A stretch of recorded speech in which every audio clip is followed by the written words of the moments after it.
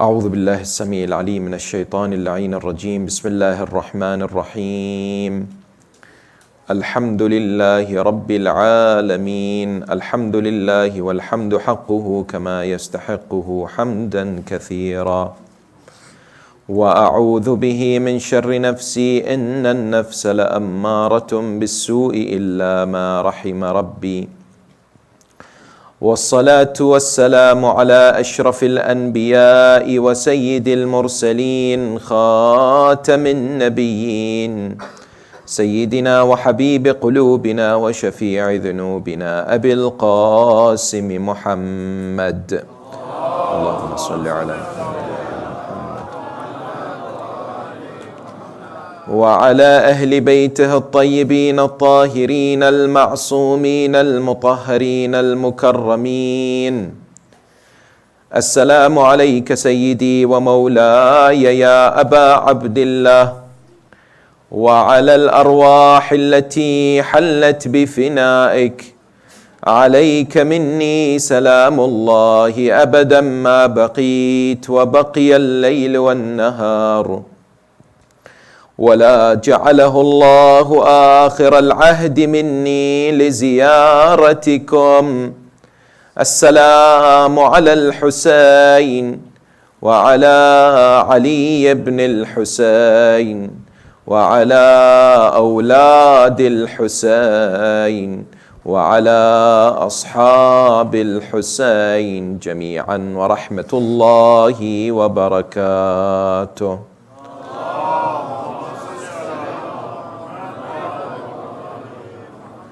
قال الله العظيم في كتابه الكريم وهو أحسن القائلين وأصدق الصادقين: بسم الله الرحمن الرحيم. لقد أرسلنا رسلنا بالبينات وأنزلنا معهم الكتاب والميزان ليقوم الناس بالقسط. آمنا بالله صدق الله العلي العظيم. For the purification of the souls, the enlightenment of the hearts, for the hastening of the reappearance of the awaited Savior, Ajjalallahu ta'ala farajahu sharif, enlighten your souls and the atmosphere with the recitation of salawat upon Muhammad wa ali Muhammad.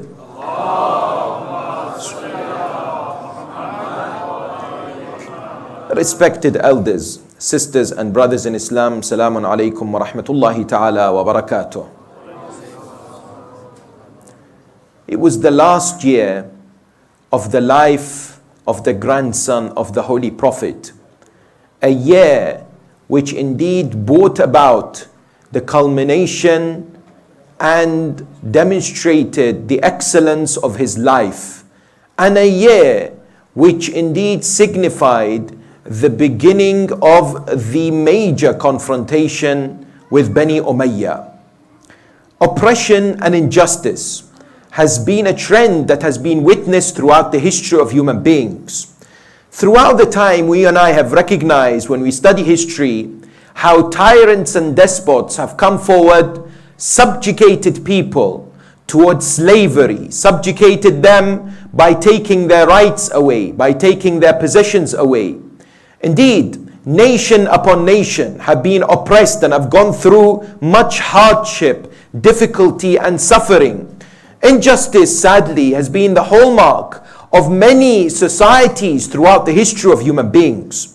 Yet at the same time as there has been injustice, there's been people who've risen up against this form of evil, who've spoken the truth, and indeed demonstrated values that human beings today stand in admiration. Human beings who demonstrated that not only will they speak up the truth, not only will they defend the truth, not only will they speak against injustice, but they will give their life also for this cause. Amongst the greatest of them is Sayyid al-Shuhada Aba Abdullah Al-Hussein salawatullahi wa salamu alayhi.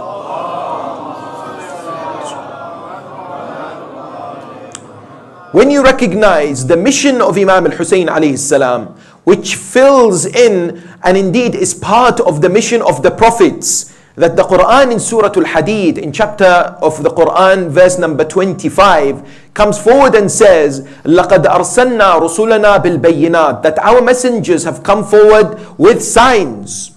And we have given them the book and the mizan. Why? So that justice is applied by the people. لِيَقُومَ النَّاسُ بِالْقِسْطِ. Sayyid al-Shuhada had this ultimate objective, and that is to restore adala and justice in society.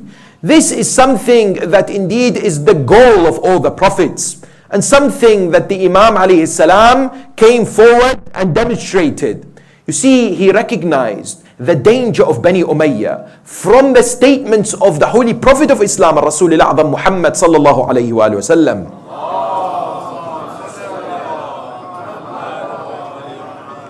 For example, in which the Mustadrak ala Sahihain, a book that is quite frequently referred to by our brothers from other schools, it is mentioned that the Prophet saw a dream. In this dream, he saw there are monkeys sitting on his pulpit. He was disturbed. Allah subhanahu wa ta'ala revealed the verse regarding this. And when the Prophet indeed was asked, he said, I can see Bani Umayyah sitting on my throne. This has caused me much distress. The Imam alayhi salam recognized what Bani Umayyah sought to establish. That is why he had an objective and a clear plan. We said before that Imam alayhi salam came forward with 3 areas in which he wanted to reform society. The first was what? Moral and spiritual upliftment. We gave examples of this. Amongst, for example, one of the key areas in this regard was to ensure people are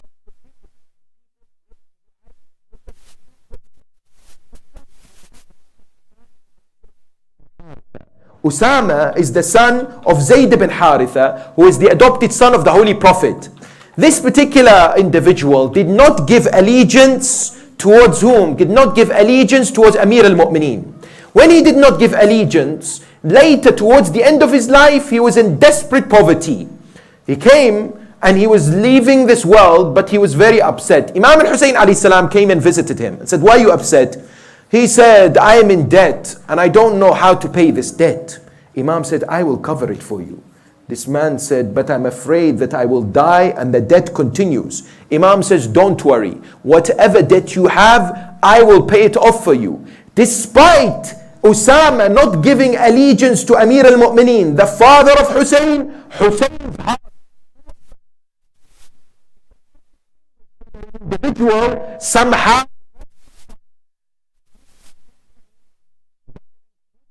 at the outset, as we discuss critically the last year of the life of Sayyid al-Shuhada, is the following. When we say Hussein stood against dhulm and injustice, the first thing that comes to the minds of human beings is Yazid, Bani Umayyah, Muawiyah,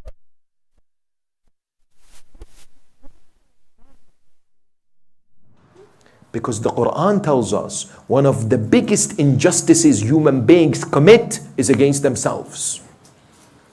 فَلَا تَظْلِمُوا فِيهِنَّ أَنفُسَكُمْ.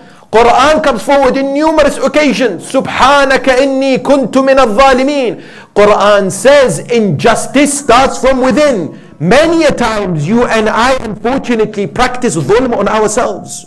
This is something that Sayyid al-Shuhada stood against. What do we mean?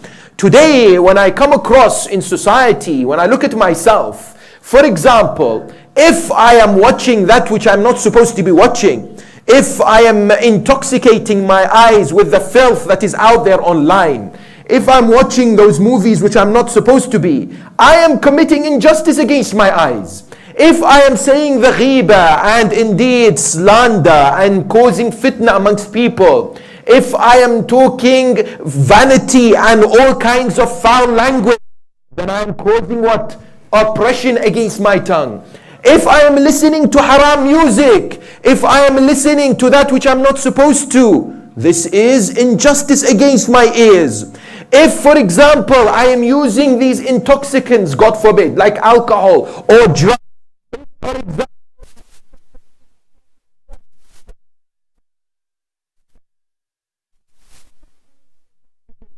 I am abusing what? My body. This is part of what? Injustice. If, for example, I'm a female, and I am not wearing hijab, I am not wearing modesty, the Islamic dress code of righteousness, of chastity, of modesty, the dress code of Fatima and Zainab, I am oppressing my hair and my body. These are all examples of dhulm. Sayyid al-Shuhada came forward and said, if you want injustice to be tackled in society, begin by tackling injustice within. Look at yourself first.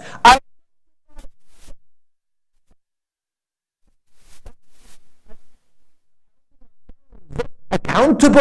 It's not an easy matter that when we come across these areas, we accuse people of taking the rights of others away. But we have to be careful, because that la'na that we send upon individuals who did not stand to support Abu Abdullah might come back to haunt us, isn't it? Because perhaps we are being hypocritical. Perhaps there is a dichotomy in our relationship with Hussein ibn Ali. Perhaps we are stating our love using our tongues, but the same tongue that is saying labbaika ya Hussein, sadly sometimes is what? Taking it easy as far as lying is concerned.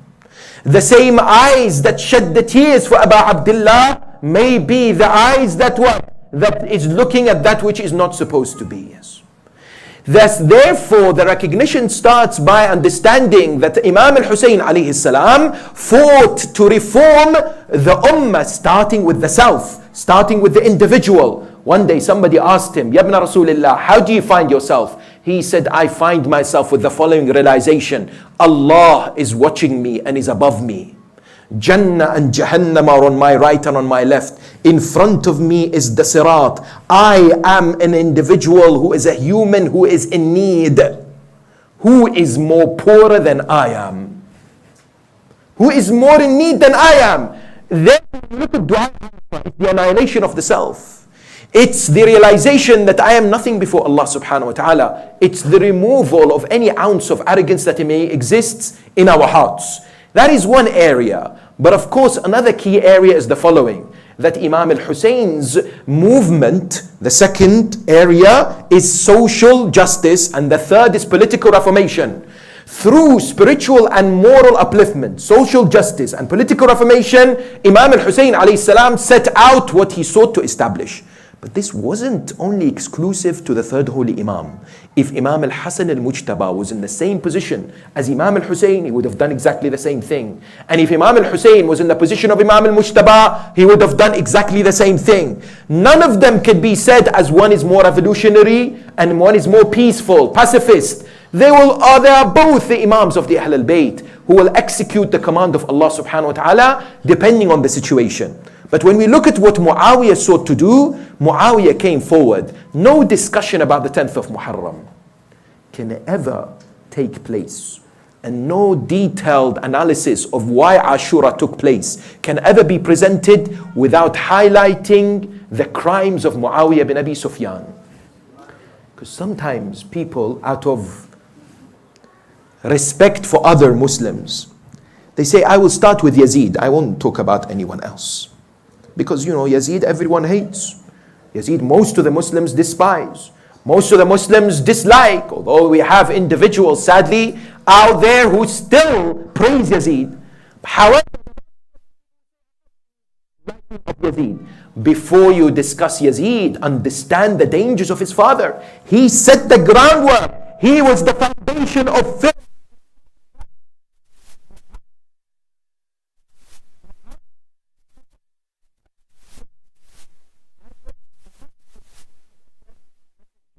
Therefore, his plan was in two stages. The first is that he wanted to do whatever he wished as far as his kingdom is concerned. But secondly, he wanted to place his son Yazid as his successor. That's why from the year 50, in which Imam al-Hussain alayhi salam assumed the imamah, after the martyrdom of Imam al-Hasan alayhi salam, all the way until the year 60, in which Muawiyah died, these 10 years, Muawiyah instituted a number of issues or areas in society that we discussed yesterday. That's why in Ziyar Ashura, what do you read? لَعَنَ اللَّهُ أُمَّةً أَسَّسَتْ أَسَاسَ الظُّلْمِ وَالْجُورِ عَلَيْكُمْ أَهْلَ الْبَيْتِ. May Allah withdraw the mercy from an ummah that laid the groundwork of corruption and falsehood against you, O Ahl al-Bayt.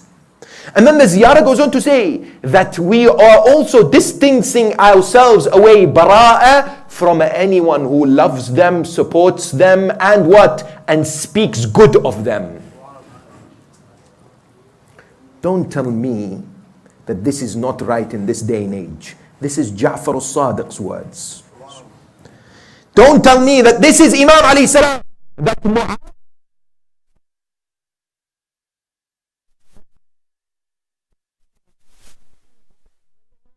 an individual who set the agenda of the religion. That's why when we come to look at what Imam alayhi salam did, we need to look at how he confronted Muawiyah. What did he do as far as political reform as well as social justice is concerned? The first thing he did was he spoke out against Muawiyah. How did he do it? A number of instances are recorded. For example, he wrote a letter to Muawiyah. This letter is detailed. He said to Muawiyah, "Oh Muawiyah,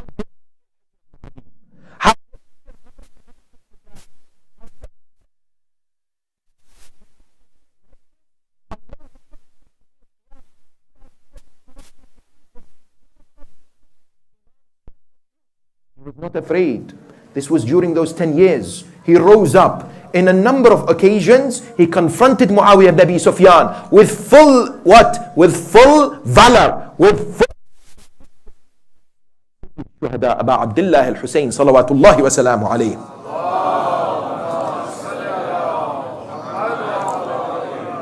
Gives us a beautiful prescription in our modern day era. He says, أيها الناس من رأى منكم سلطانا جائرا. If you see a ruler who is oppressive, مستحلا لحرام الله, he abuses and forbids the haram, the halal of Allah, yes, or makes it halal what is forbidden, and makes that which is allowed haram. ناكثا لعهد الله مخالفا لسنة رسول الله. He goes against the teachings of the Holy Prophet. يعمل في عباد الله بالإثم والعدوان. He teaches people, he reacts and deals with people with injustice and aggression. فلم يغير عليه بفعل ولا قول. And does not say anything as far as words or actions against that person. كان حقا على الله أن يدخله مدخله. It is then something that will result in Allah subhanahu wa ta'ala dealing with him and punishing him accordingly. Imam alayhi salam warns us, if we see wrong, we mustn't remain silent. If we see injustice, we need to speak out, at least through words, at least through actions. Look at what's happening in Yemen today. The world's largest humanitarian crisis. We are told that approximately 15 million human beings are on the brink of starvation. 15 million. Statistics today highlight from the UN a number of realities regarding what's happening there. It is saying that 75% of the population requires humanitarian help. Where? In Yemen. There is a brutal, devastating conflict. There are 3 million people. Sallallahu ala Muhammad wa ali Muhammad. Can we?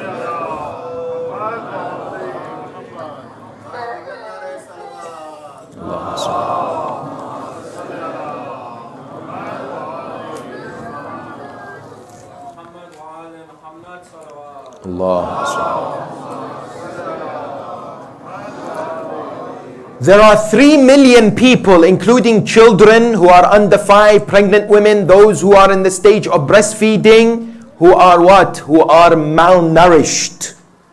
And this devastation continues. Thousands have been slaughtered and killed. What are we doing for our brothers and sisters in Yemen? How are we speaking out? How are we assisting them? The Prophet of Islam says, if you wake up in the morning and you have no concern about what is happening in the Muslim world, you are not a Muslim. You are not part of the Muslim Ummah, isn't it? You and I must be campaigning, must be speaking to whom? To congressmen and women, must be writing to the media, using social media, picketing, protesting, whatever it takes. We must be supportive of these individuals who are going through such hardship. According to the UN, it's the world's largest humanitarian crisis. We need to be proactive. Yes, number one. Number two, you examine what's happening, for example, in Kashmir.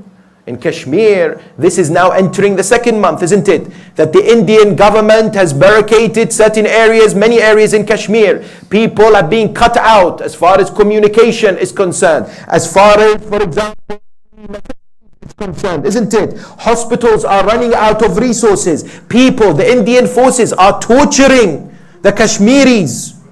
They're abusing them.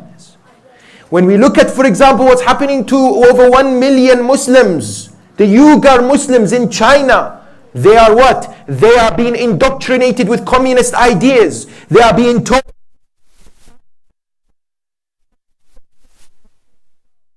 in concentration camps and barricaded from the rest of society. Many children are being brainwashed there. Yes, there are cries from a few here and there, but by and large the world is silent. A true Husseini rises against oppression and dhulm and says, enough is enough. I will use whatever I have in my capability Abdullah Hussein to demand justice for these individuals and to alleviate their suffering. Similarly, Imam Hussain alayhi salam did what? He rallied the people and he was an effective leader. Because Marwan ibn al-Hakam wrote a letter to Muawiyah. Marwan ibn al-Hakam was the governor of Medina. He said, Ya Amir al-Mu'mineen, as he called him. He said, I am afraid for Medina. People are gathering around Hussein. You will lose power very soon. Imam alayhi salam demonstrated wonderful qualities of a leader, an effective leader. Yes. And he was a magnet for the people. A great lesson for you and I today, when we speak to many people around the Western world, is that they say we lack leadership. We don't have effective leadership that directs us, gives us a particular guidance, for example. You and I must have plans to ensure our leaders of tomorrow are equipped with the necessary skill sets to lead the community. We can't expect leadership to come out just suddenly. We can't expect our youngsters, all of a sudden one of them, yes, maybe a talent may emerge from time to time. But how many times when we look at, for example, our setups, have we thought about training and mentoring and educating our children or our youth, those who have potential, giving them support, empowering them, those who can become future leaders? There are people, mashallah, out there that are leaders in their own particular fields, whether it's in commerce, or whether it's in engineering, or whether it's in medicine, or whether it's in education. They lead companies, they are in charge of organizations. Today in the Muslim world, and specifically in the Western world, we need to ensure that we nurture leaders. We develop these wonderful individuals who will guide us in the right direction. Yes? And our ulama, our marja'iyya, all the individuals are supportive.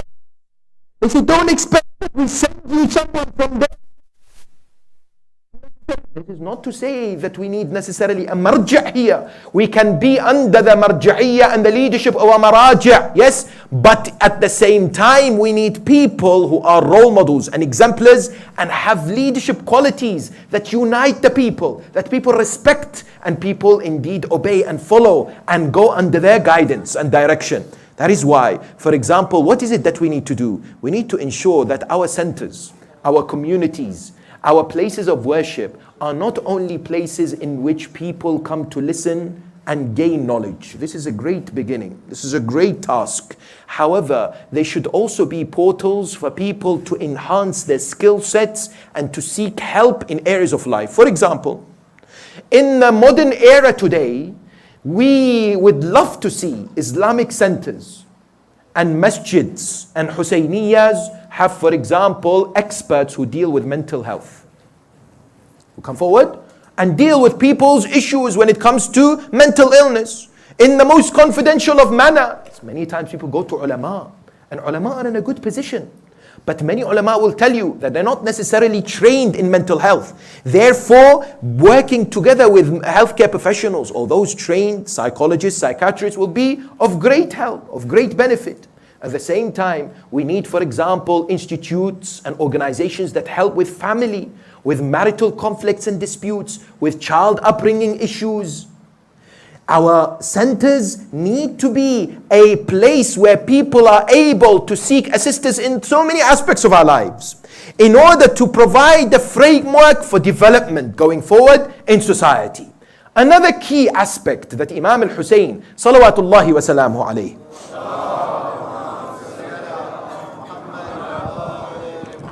came forward to establish with regards to his Shia. Yes. As soon as Imam Al-Hasan alayhi salam was martyred, the Shia in Kufa, as well as other places, wrote letters to Imam Al-Hussain. This was when? Year 49 or 50 after Hijrah. They wrote letters and said, Ya Aba Abdullah, give us direction. What do you want us to do? Do you want us to rise? Do you want us to support you? What is your plan? We are ready. Many came forward and asked the Imam for this. Yes? Imam alayhi salam responded and said that I will respect the treaty. And Imam realized because of Muawiyah's policy, it is not the right time to stage an uprising. It is not the right conditions to call for a revolt. Therefore he wrote back to them, knowing that Muawiyah had spies and these letters will be intercepted. He wrote back to them that you stay low-key now. I will inform you. And in other letters he says, when Muawiyah dies, then I will tell you what to do. Because there was what? An agreement with regards to this. But listen to one narration which is very prevalent in the current era that we live in. Somebody came to the Imam alayhi salam and said to him, Yabna Rasulillah, I am one of your Shia. What do you advise me to do in this particular case? What shall I do? Imam alayhi salam said to him, what is your concern? He says, I'm going through so much hardship and difficulty. I'm going through a lot of suffering. Why? Imam says to him, Wallah, al-bala'u wal-faqr asra'u ilay. Bala, calamity and poverty is very quick to come to those who follow us than the fastest horse. Expected, the Imam says, that being a follower of Ali Muhammad is something that produces or results in more hardship and difficulty. The Ahl al-Bayt alayhim as-salam demonstrated this. Amir al-Mu'mineen, Mawla al-Muttaqeen, Ali ibn Abi Talib salawatullahi wa salamu alayhi.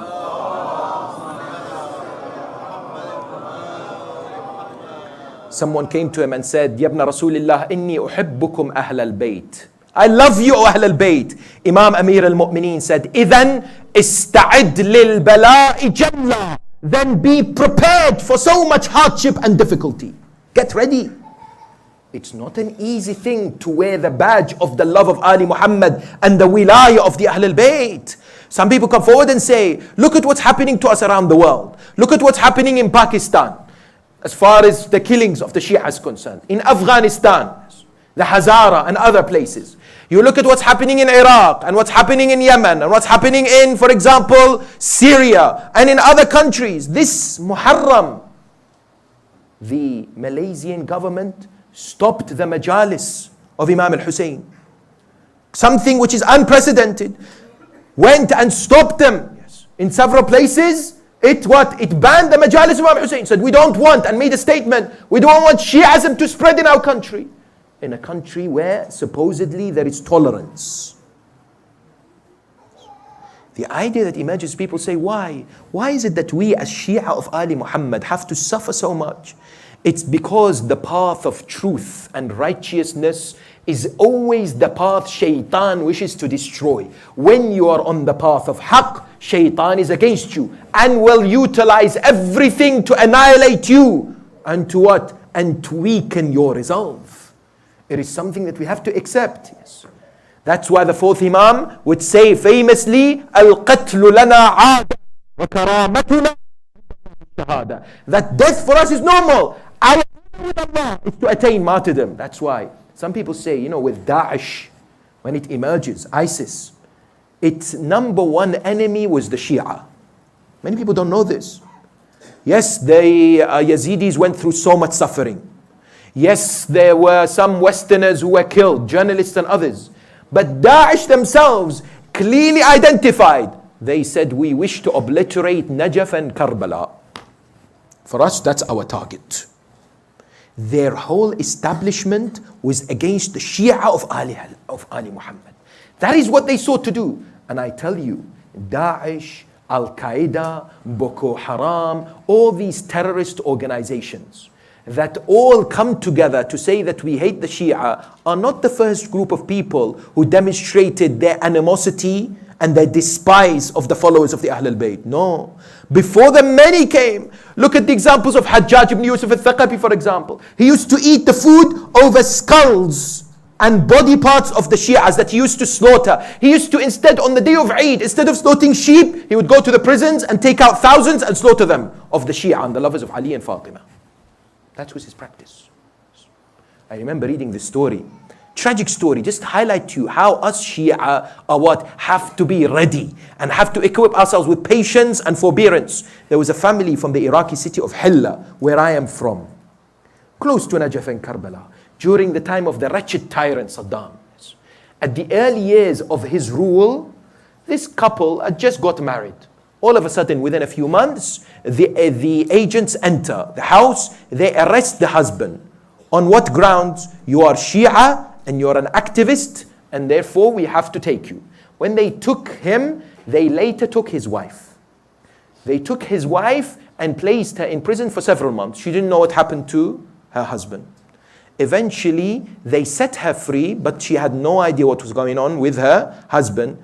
But they took her and a few other people, as they did at the beginning of the 80s, and what? And said to them, you are expelled from Iraq, because we believe you're not Iraqi.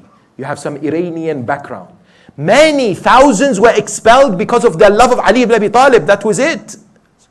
Therefore, when she was expelled, she was pregnant. She was pregnant.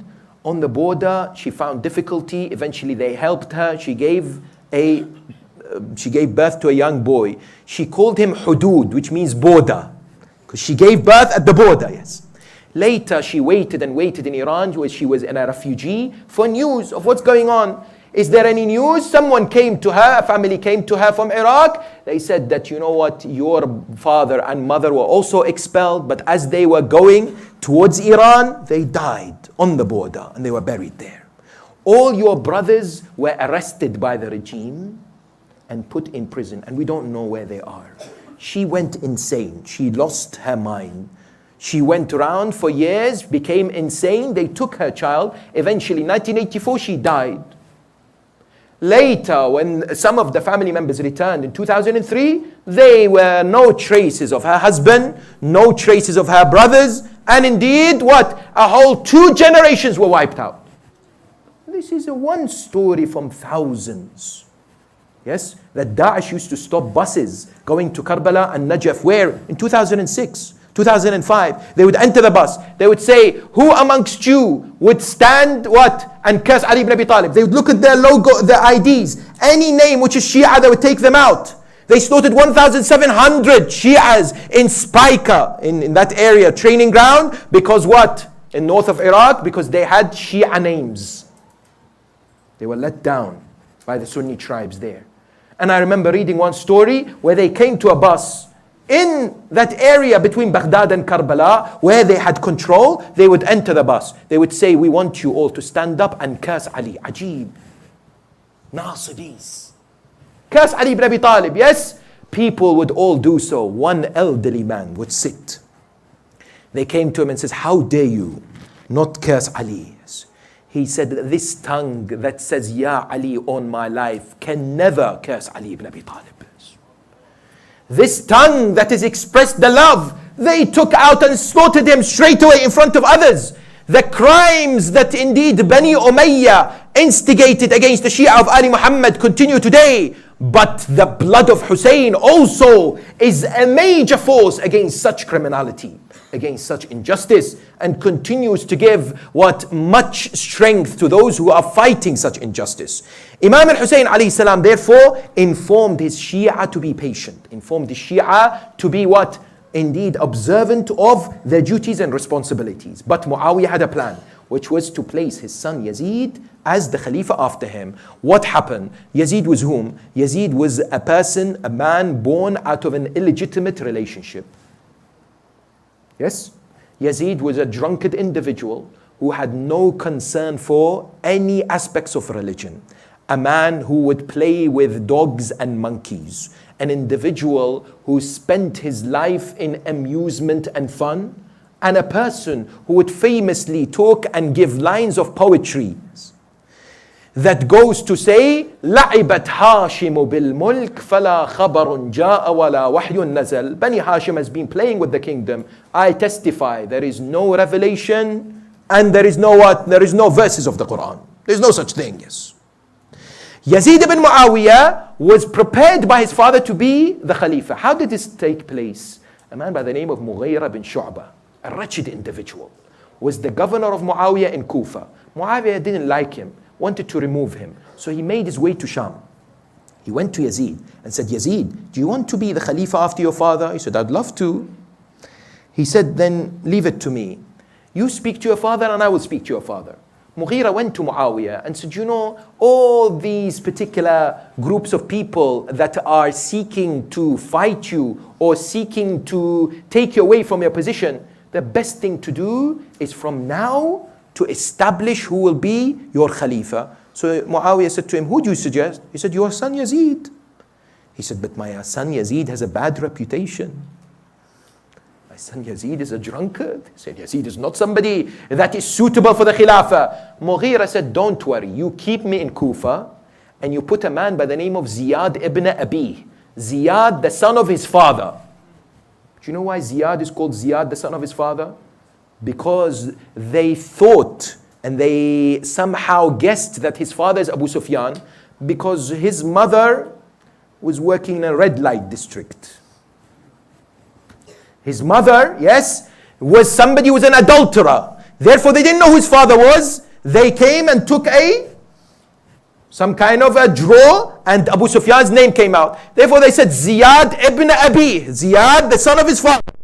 And Muhammad would speak to him and say, you're not really my brother. Yes. And the idea that this individual would be placed in Basra and Mughira bin Shu'bah would be where? In Kufa. Muawiyah said, very well. What he did was, he said everybody has to give allegiance. He gave much money to poets and others to praise Yazid, to change the perception of Yazid, to instigate and fabricate narrations in praise of Yazid, and and force the Muslims. He made his own journey towards Medina, Muawiyah did, and said, you all must take Yazid as the Khalifa after me. But there were a group of people who objected. He thought that he had got rid of those who would object, those that he can. For example, Abdurrahman ibn Abi Bakr was somebody whom Muawiyah said, I would like to dispose of, and he killed him. Sa'ad ibn Abi Waqqas, the father of Umar ibn Sa'ad, the commander of the army of Yazid on the 10th of Muharram. Sa'ad ibn Abi Waqqas was also a critic of Muawiyah. He also put poison for him and killed him. He disposed of few people, now he came to Medina. He spoke to Abdullah ibn Umar. He spoke to who? Abdullah ibn Zubayr. He spoke to Imam Hussain alayhi salam. They all said no way. They all categorically rejected that Yazid ibn Muawiyah would be the Khalifa after Muawiyah himself. But Muawiyah played a trick. What he did was, he commanded his troops to place them all under house arrest. When they were put in house arrest, he went and called the people and said, "O people," this is where? In Mecca. He said, "O people, the greats of the Sahaba of the Prophet have all agreed that the best person is Yazid after me. Therefore give bay'ah to him." And Ajib. People said, "Yes, okay, we believe you." Because they didn't see those individuals, those prominent individuals were under house arrest, about 60 of them. And Muawiyah continued with his trickery. He continued with this particular plan. What therefore followed was what? Was Imam alayhi salam exposing Yazid. Imam al-Hussain now, when he saw that Muawiyah has publicly declared Yazid and was forcing people to become individuals who give allegiance, he spoke out against Yazid in the life of Muawiyah. Because sometimes people say Imam Al-Hussein only began to speak out when? After Muawiyah died. No, there are sermons, there are letters that expose Yazid ibn Muawiyah. Imam Al-Hussein alayhi salam wrote to Muawiyah and said, this drunkard, wretched son of yours can never be a Khalifa. We can never accept him. Yes? And he said this publicly. He declared this quite openly. But of course, Muawiyah died in the year 60 after Hijrah. And Yazid was given advice by his father. He was told, Hussein, don't touch him. Don't force him to give bay'ah. Be careful how you deal with him. Muawiyah was much smarter than his son. He recognized, because of his treachery and because of his deceptive techniques, what he would do to maintain control of his kingdom. But Yazid was haphazard. Yazid was an individual who had no sense of rule and diplomacy and had no idea what to do. Therefore, the moment his father died, and narrations tell us that when Muawiyah died, Yazid was nowhere to be seen. They asked, where's Yazid? Your father is dead. He was in the amusements, yes, and playing with monkeys and dogs, far away from his dad. His dad died, he assumed the what? He assumed the Khilafah, thereby breaking the last condition of the treaty that was signed with Imam Al-Hasan alayhi salam. All these conditions were broken by Muawiyah and now Yazid. Yazid said that I must take the bay'ah from Hussein and I must take the bay'ah from all those who objected to my father when he was in where? In Medina and Mecca. Therefore he sent instructions to his governor Walid ibn Utbah, said, I want you to forcefully take the bay'ah from these individuals, and if they refuse, decapitate them. Remove the head from their bodies. No questions asked. Walid ibn Utbah was very weak. The governor of Muawiyah and Yazid in Medina was quite reluctant to do this. Therefore there was a man by the name of Marwan ibn al-Hakam, very well known, yes, a wretched individual who hated the Ahl al-Bayt, who was with him. Imam al-Hussein alayhi salam was summoned when he was at night in Masjid al-Nabawi. He was praying. They came and said that the governor of Medina wishes to see you. The news of the death of Muawiyah had not reached Medina, but Imam alayhi salam knew. So he went and informed his family members and the men from Bani Hashim, come with me. And he said to them, stay outside the house. When you hear my voice, know that you must enter and take me out. Imam al-Hussein alayhi salam went where? To the house of the governor. Walid ibn Utbah said to him, I have some news for you, that Muawiyah has died. And now you have to give allegiance to Yazid. Imam al-Hussein alayhi salam recognized at the outset that what? That this particular meeting was a plot to try and capture him. Therefore he said to him, you want my bay'ah? Maybe my bay'ah should be given in public, not in private. So let me go and tomorrow we shall see. Walid, because he was simple, he said, very well, Ibn Rasulullah, go. He was afraid. He didn't want to touch Imam al-Hussein or hurt Imam al-Hussein. He said, go. Marwan ibn al-Hakam holds him and says, what are you doing? If you let Hussein go, he will never give bay'ah to you. Ask him to give bay'ah allegiance now. Otherwise, kill him, finish him. Imam al-Hussein looks at Marwan and says, are you threatening me with death? Are you You think I'm afraid of death? Then he made this famous declaration. He looked at whom? Walid ibn Utbah.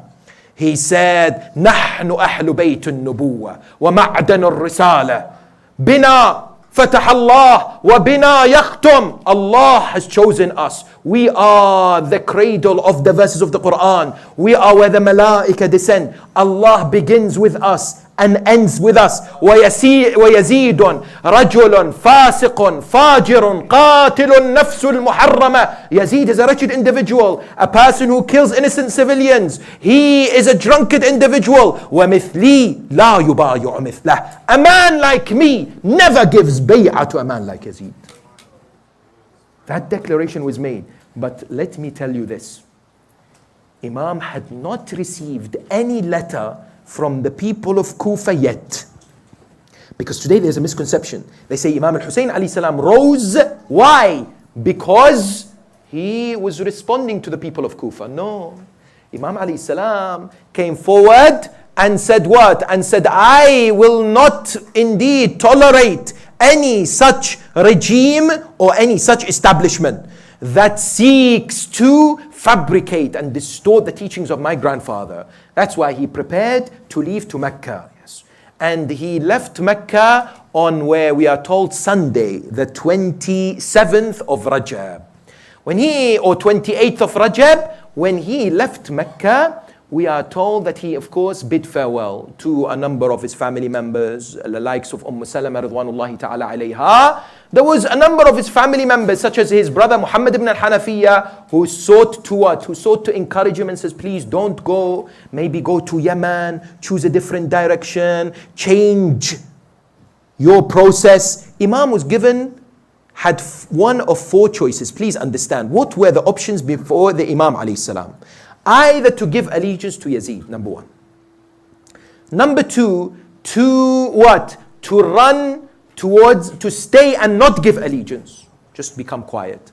Or number three, to go to Yemen or other places and remain quiet, or rise against the corrupt regime of Bani Umayyah.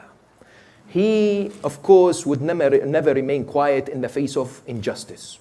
Number two, if he was an individual who was what? Who would go to Yemen, that would be running away from the reality. And Bani Umayyah would have captured him and eventually killed him. Yes. And of course, this did not leave him with any other options other than to rise, other than to make his famous declaration. That's why he said to Muhammad ibn Hanafiya, his brother, I am rising for the following reason. Remember, this particular important instruction of Imam to Muhammad ibn Hanafiya highlights the objective of the movement of Sayyid al-Shuhada Abu Abdullah Al-Hussain salawatullahi wa salamu alayhi.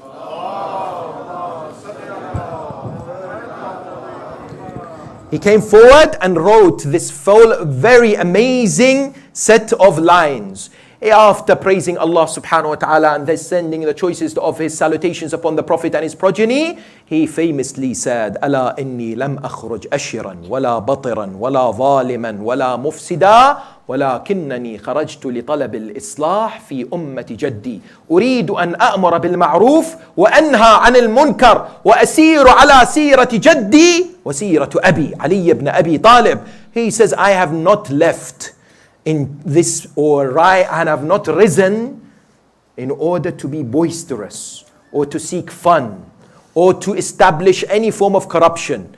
My mission is to reform the ummah of my grandfather.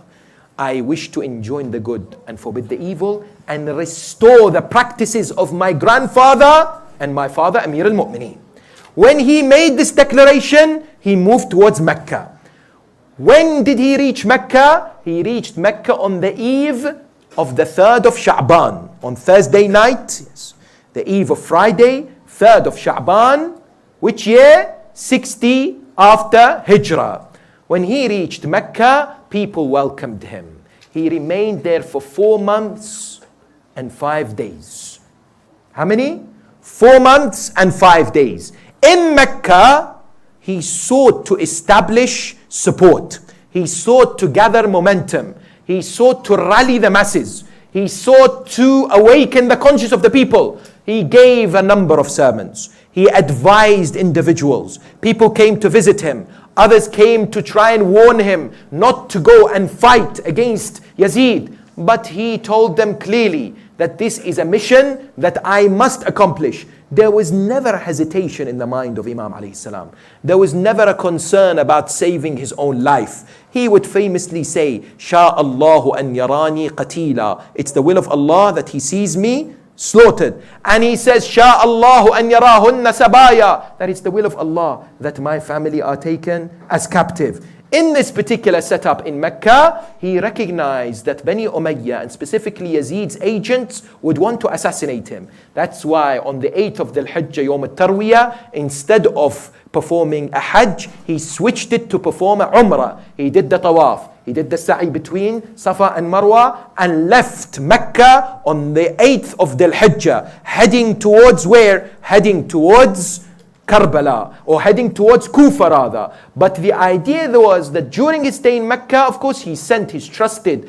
cousin Muslim ibn Aqil, because he began to receive whilst he was in Mecca letters that were signed by thousands from the people of Kufa, saying, Ya Aba Abdullah, we're here to support you. Come, because the flowers have blossomed, and indeed it is time to rise against the unjust rule of Yazid and Bani Umayyah. Therefore he sent to them Muslim ibn Aqil, and what? And he received a letter from Muslim ibn Aqil that the people of Kufa have welcomed me. 18,000 have given me allegiance. Therefore come towards us. The city is waiting for you.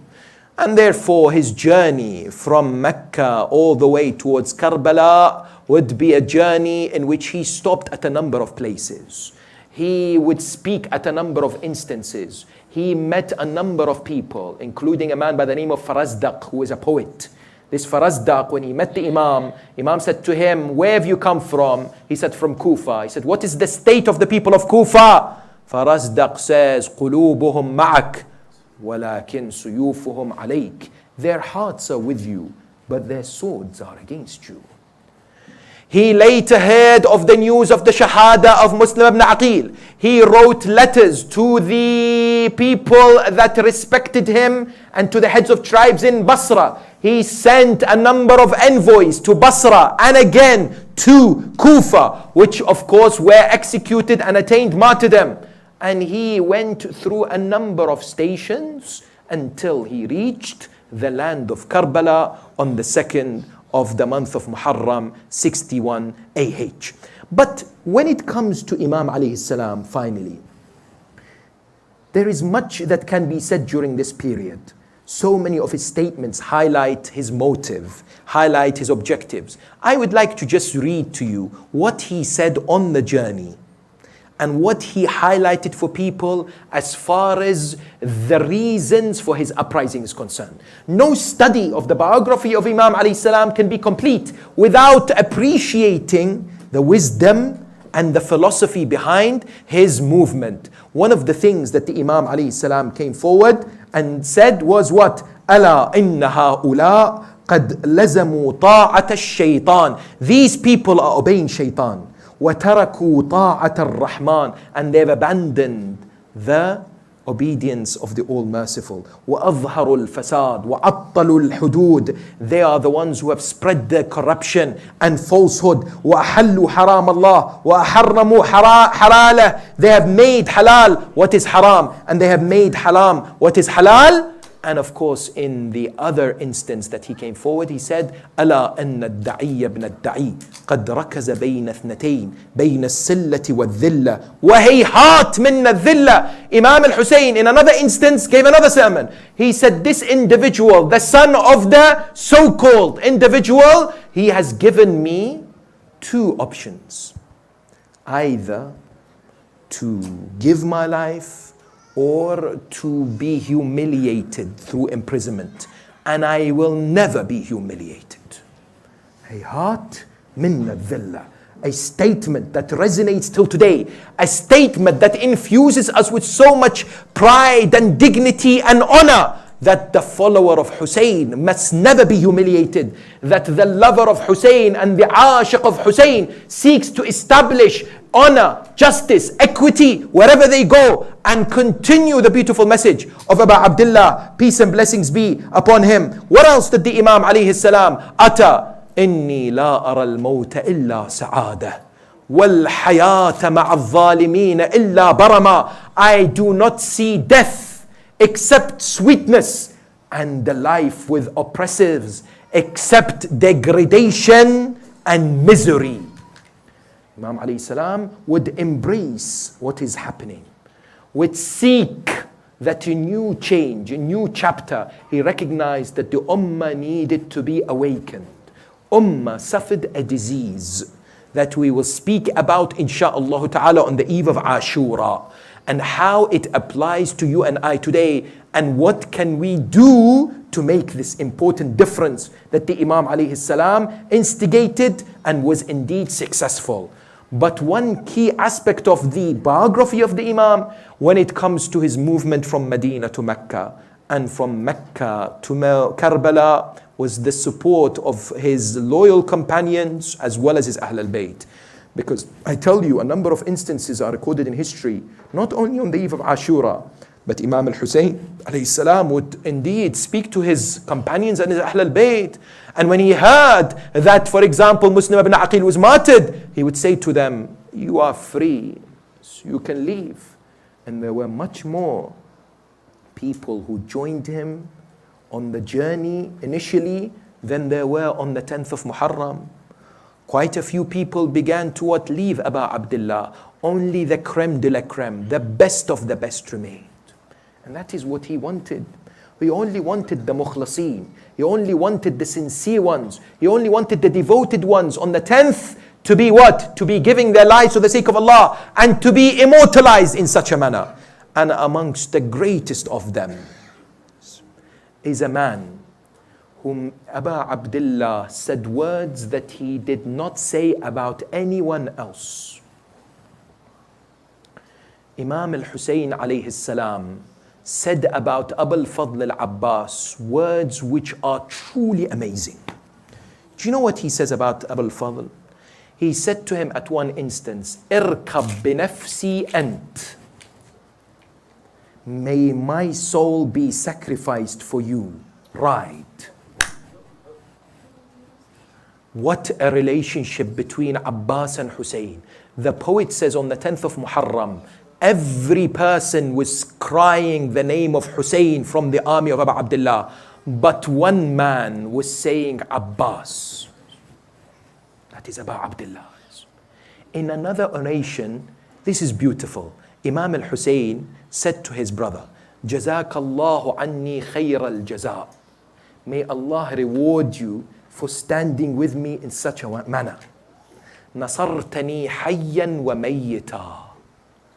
You supported me whilst I am alive and after I was martyred. Ajib. Imam al-Hussein says, Abbas, your name shall always be associated with me. Your support will continue with me even after we meet our Lord. Abu Abdullah knew the power and the magnet of Abu Fadl, the son of Ali. Yes. That is why the narrations tell us that throughout their lives they had a close relationship. But I ask you, what was going through the heart of Hussein when he saw Abbas in front of him, asking for permission to get water? When Hussein said, my back is broken, this sentence means much. Because Hussein's broken back can only be supported by Abu al-Fadl al-Abbas. The narrations tell us, when Abu al-Fadl heard the cries, al-Atash al-Atash, children crying out, thirst and thirst, there was desperate need for water. Abu al-Fadl al-Abbas is Saqi al-Atasha, yes. Abu al-Fadl al-Abbas is Qamaru Bani Hashim. Today many people say that if I'm in darkness and I wish to go into the sun, it's difficult. I need to first see the moon, then see the sun. First we go to Abbas, then we go to Hussein. Abbas is the quencher of the thirst. We are all thirsty. We go to Abu al-Fadl and we say, quench our thirst. And he continues to quench our thirst. But heart of Hussein was a heart that was broken.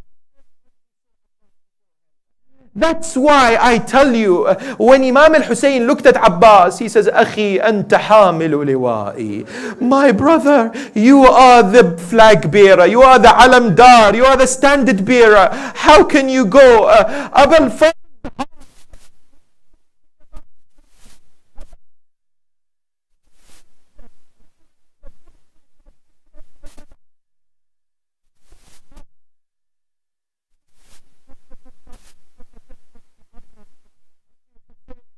allow me to go to the battlefield. I wish to get some water for these children. You know, he said a word that truly breaks the heart. He said, Akhi Hussein, I can't stand hearing them again.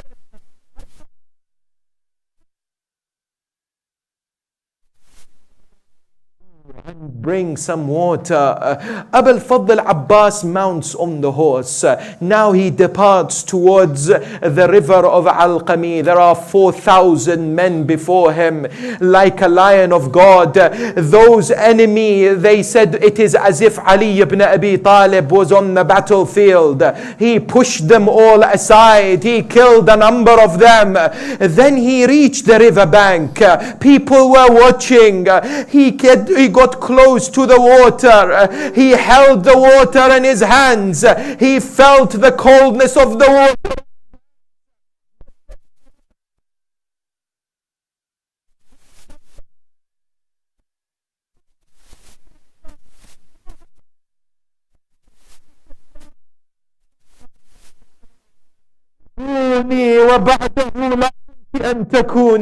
Oh soul, you wish to drink this cold water, and Hussein is thirsty. How can you live whilst Hussein is suffering with thirst?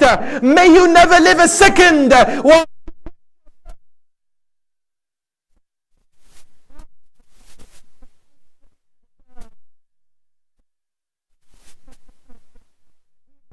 now back towards the tent.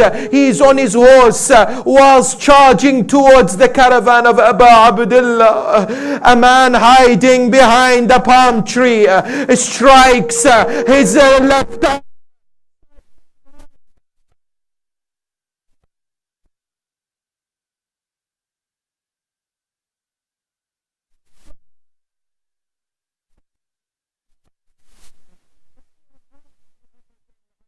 Wallah, if you sever my right arm, I will complete and I will continue to fight for my religion, the religion of my grandfather, the religion of my father. Then he continues. Now there is another man who strikes him on his left and severs his left arm. Now he speaks to himself and he starts.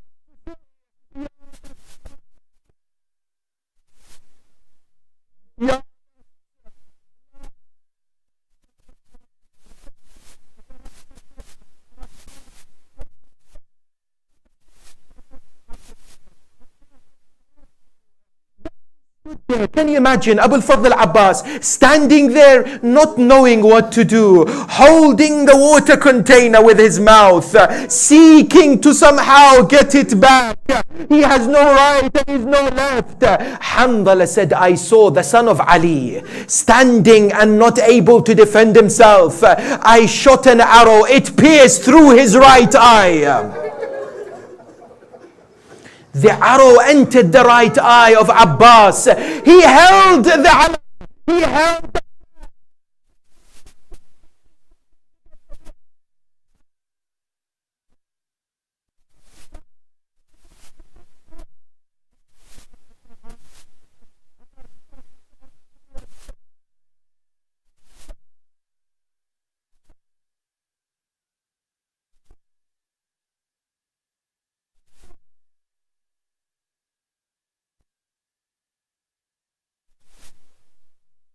There was no water for the children. Ajarakum Allah. Abu al-Fadl al-Abbas standing there not knowing where to go.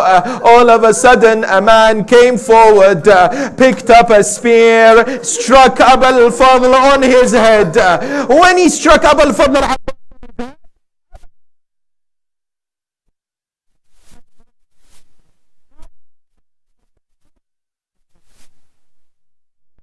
because normally people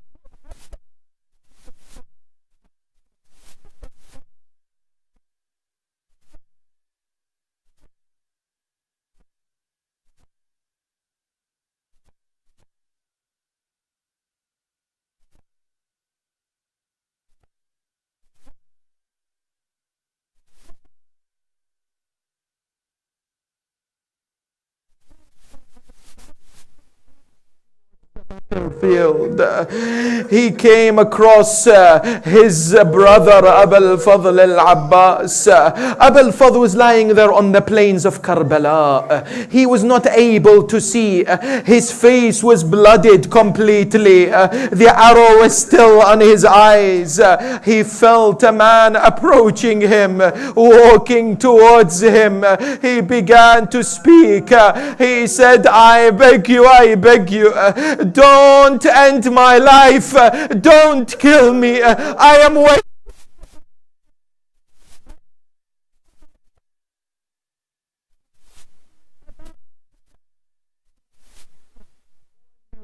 Says, you know how he felt about Abdullah who was there? It was the cheek of Hussein.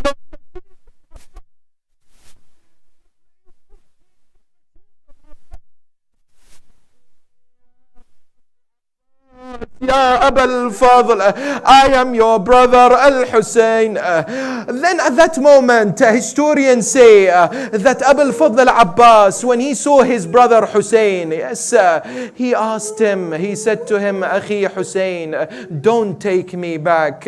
Allow me to stay here. Why, O Abu al-Fadl? I am not able to see this young daughter of yours not quenched when it comes to her thirst. She is atshana, she is thirsty. I cannot be taken back. Please, I beg you, leave me here. Yes. Imam al-Hussein then picks him up. Imam al-Hussein places the head of Abu al-Fadl on his laps, but Abu al-Fadl returns it back to the ground. Imam al-Hussein picks it again, puts it on his lap, but Abu al-Fadl returns it back to the ground. This happened on 3 occasions. Imam says to Abu al-Fadl, Akhi Abu al-Fadl, why is it that you don't allow me to look after you? These are your last moments. Allow me to look after you. Abu al-Fadl says, Akhi ya Hussein, you look after me now, but who will look after you in a few moments? Who will place your head in their lap? I say to him, Ya Abu al-Fadl, no one will place the head of Hussein in their lap, but there'll be some. If only you were there, Ya Abu al-Fadl al-Abbas. Abu al-Fadl al-Abbas' soul departs. Imam al-Hussein rises. His back is broken. He cries out, Al-an inkasara dhahri. Al-an qallat hilati. Now my back is broken. Now I am weakened. When he walks towards the campsite, Sayyida Zainab is standing. Sukaina is standing. The women are waiting.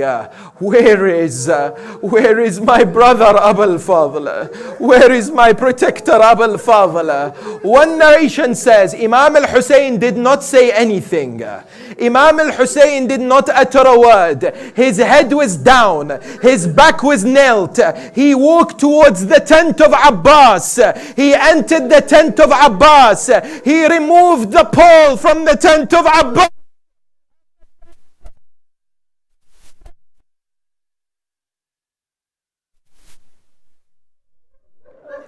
وشهيدا وأخاه.